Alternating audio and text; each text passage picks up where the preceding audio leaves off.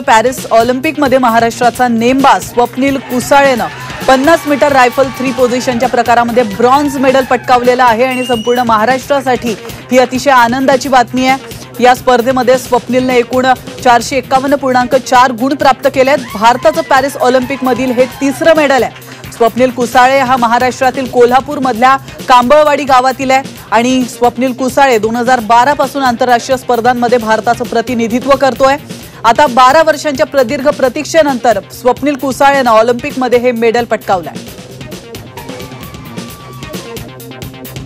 मला खात्री होती की गेल्या 12-13 वर्षाची स्वप्नीलची तपश्चर्या, त्याचं जे कष्ट आहे तो कधी भुलणार नाही आणि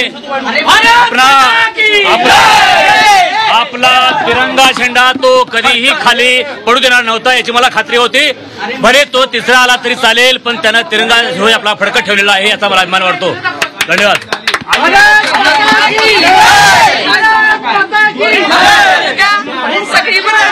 भारत देशात सगळा झेंडा फतकरला याचा अभिमान आहे मला। जय हिंद, जय महाराष्ट्र।